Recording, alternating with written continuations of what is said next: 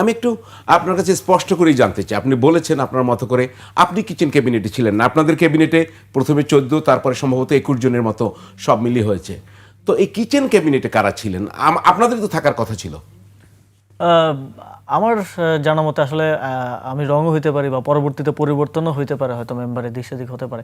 আমাদের cabinet meeting প্রতি বৃহস্পতিবারে হওয়ার কথা, মাঝে মধ্যে হয়তো কোনো বৃহস্পতিবার ছুটে যেত বা ইয়ে হতো, বাট মোস্টলি প্রতি বৃহস্পতিবারে ক্যাবিনেট মিটিং হতো এবং ক্যাবিনেটে সকল উপদেষ্টারা থাকতেন এবং এজেন্ডাগুলো ডিসকাশন হতো। তারপরে স্বাভাবিকভাবে একটা বিবিধ অংশ থাকে, সেখানে আরও যদি কেউ টেবিলে কোনো এজেন্ডা রাখতে চান সেটা নিয়ে ডিসকাশন হতো। এটা ফর্মাল বৈঠক ছিল।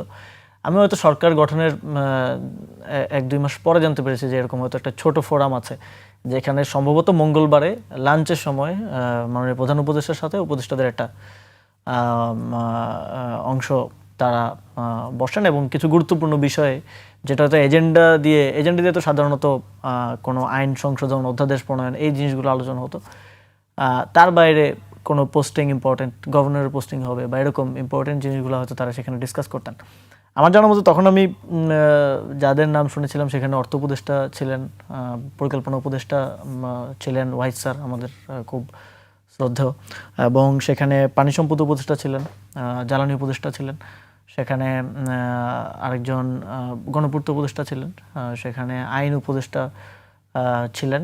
আমার জানার মতে ওনারাই ছিলেন। এবং মানে এখন রিসেন্টলি কয়েকজন উপদেষ্টার কথা শুনে এবং তাদের সাথে পার্সোনালিও কথা বলে এবং সরকার থাকা অবস্থাতেও আমি দেখেছি যে তাদেরকে নিয়ে ডিসিশনগুলো মোস্টলি হলেও শেষের দিকে অনেকটা সব কিছু এক ব্যক্তি কেন্দ্রিক হয়ে যায়। সেটা হচ্ছে বর্তমান বিএনপির পররাষ্ট্রমন্ত্রী খলিলুর রহমান। এই জন্য আপনি দেখবেন যে আমি যে উপদেষ্টাদের কথা বললাম তাদেরও অনেক ইন্টারভিউতে বলছেন যে আমরা চুক্তি নিয়ে জানতাম না, আমরা এটা জানতাম না, ওটা জানতাম না। ফলে পরবর্তীতে ফোরামটা আরও খুব ক্ষমতার কেন্দ্রটা এক জায়গায় চলে যায় এবং পররাষ্ট্র উপদেষ্টার একটা ক্ষোভের জায়গাটার কারণ হচ্ছে তিনি পররাষ্ট্র মন্ত্রণালয়ের দায়িত্বে, তাকে তো নির্দেশনা দেওয়ার কথা সরাসরি প্রধান উপদেষ্টার এবং তার সাথে কোঅর্ডিনেশনটা প্রধান উপদেষ্টার কথা, কিন্তু তাকে নির্দেশনা দিচ্ছেন মাঝখান থেকে খলিলুর রহমান, যিনি বর্তমানে পররাষ্ট্রমন্ত্রী।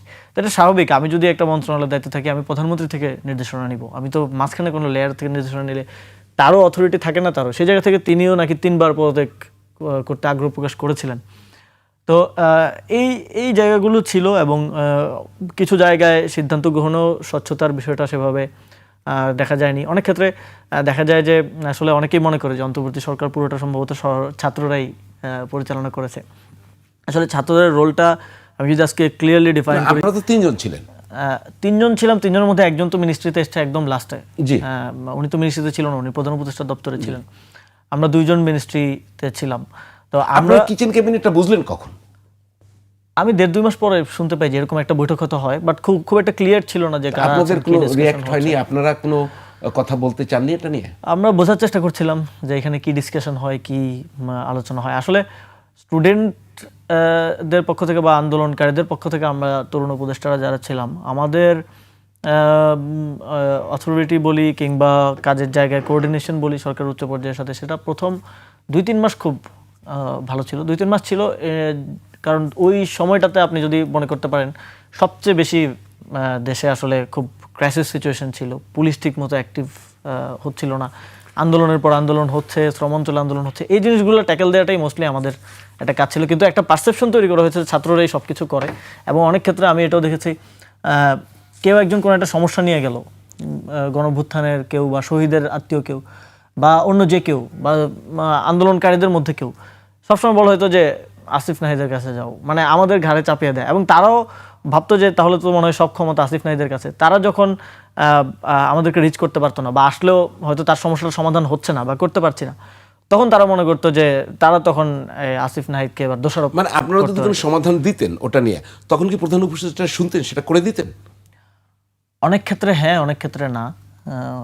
অনেকগুলো কাজের ক্ষেত্রেই আমরা আসলে সরকারের সম্পূর্ণ সহযোগিতা, যেমন আমি জুলাই গণঅভ্যুত্থানে খুব সুন্দর একটা মেমোরিয়াল করতে চেয়েছিলাম। এটা ডক্টর মোহাম্মদ ইউনূসেরও প্রথমে এটা নিয়ে সায় ছিল, পরে আমরা একটা ডিজাইন করে প্ল্যান করি, কিন্তু উপদেষ্টাদের কারো বিরোধিতা সেটা করা যায়নি। আজকে 5ই আগস্ট এই যে সামনে আসছে, 5ই আগস্ট আমরা 16 ডিসেম্বর আমাদের যাওয়ার জায়গা আছে, আমাদের 26শে মার্চ আমাদের শ্রদ্ধা নিবেদন করার জন্য একটা জায়গা আছে, শহীদ মিনার আছে, স্মৃতিসৌধ আছে, কিন্তু আমাদের জুলাই গণঅভ্যুত্থানের জন্য আপনি শ্রদ্ধা নিবেদন করার জন্য একটা জায়গা নাই।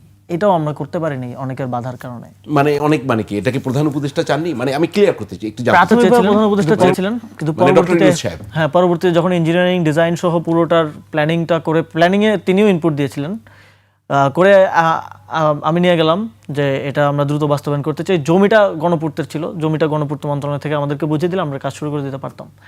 কিন্তু পরবর্তীতে প্রধান উপদেষ্টা বললেন যে এটা মন্ত্রী পরিষদের আলোচনায় উঠাও। তখন আমি বুঝতে পারলাম যে হয়তো কেউ ভেটো দিয়েছে বা কিছু। মন্ত্রী পরিষদের আলোচনা ওঠানোর পরে তখন সেখান থেকে বলা হলো যে জুলাই নিয়ে এত অর্থ খরচ করলে এটা নিয়ে সমালোচনা হতে পারে।